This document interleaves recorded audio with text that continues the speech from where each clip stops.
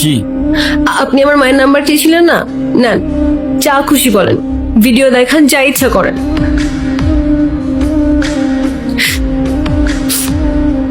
হ্যাঁ রে বল। Hello aunty, আসসালামু আলাইকুম। ওয়ালাইকুম সালাম। আপনি কে? এটা তো আয়শার নাম্বার, ওর কিছু হয়নি তো? আরে না না আন্টি, ওর কিচ্ছু হয় নাই।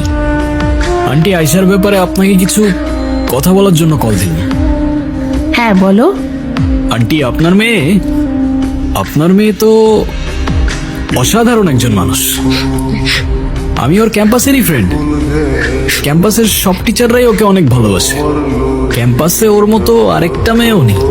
তাই ভাবলাম যে মেয়ে তো ভালো, তার মা না যেন কত ভালো মনের মানুষ। তাই ওকে বললাম আপনার সাথে একটু কথা বলার সুযোগ করে দিতে। ও মা, তাই নাকি? Thank you. তুমি তো খুব সুন্দর করে কথা বলো। শুনো, তুমি আয়শার সাথে আমাদের বাসা আসবা, কিন্তু তোমার কিন্তু দাওয়াত রইলো। ঠিক আছে আন্টি, আসবো ইনশাল্লাহ। ভালো থাকবেন আপনি। আল্লাহ হাফিজ। কথা বলো। হ্যাঁ মা। হ্যাঁ রে। ছেলেটা কে?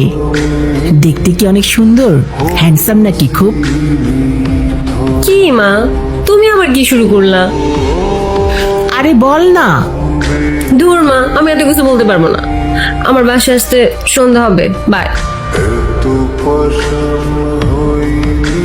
আপনি আমার মাকে কিছু বললেন না কেন? সে তো আমি এমনিও বলতাম না। তুমি তো লিটারেলি কান্না করছিলে। আমি তো নিজেও বুঝতে পারিনি তুমি এতটা ভয় পেয়ে যাবে।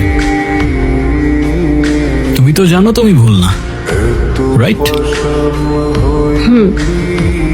বলো, রাইট অর রং? রাইট।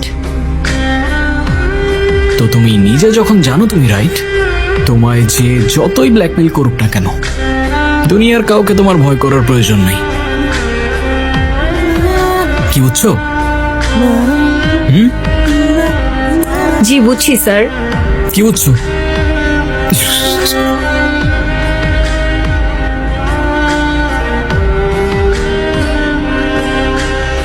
আবারও রাজধানীতে পাওয়া গেল সেই জেল পলাতক দলের আরেক আসামির লাশ।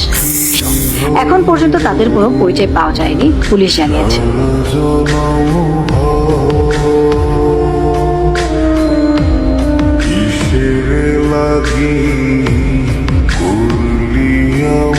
ও, আপনারা চলে এসছেন? অনেক ঝামেলার মধ্যে আছি, আপনাদের জন্য অপেক্ষা ছিলাম। স্যার কি খুব চাপে আছেন নাকি? না না না, কোনো চাপে নেই। আপনারা এসছেন, চাপ কোথায়? কি হয়েছে স্যার? আমার বিয়ে খাবেন? না স্যার, কিন্তু কিন্তু বিরিয়ানি থাকলে। ওই মিয়া, কয়দিন আগে যে নিউজ করে নিয়ে গেলেন, কই কোথাও তো দেখলাম না। আমরা শুধু বিরিয়ানিতে মশলা খাই স্যার, ভিউজের জন্য সেটা নিউজে দিই না।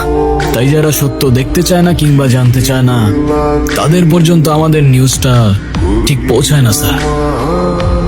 মানে কি?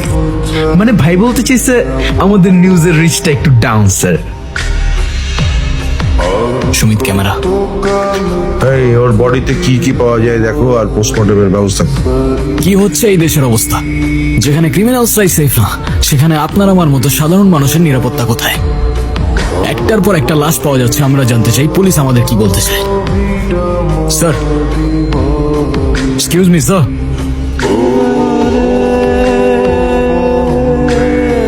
স্যার, একটার পর একটা মার্ডার হয়ে যাচ্ছে।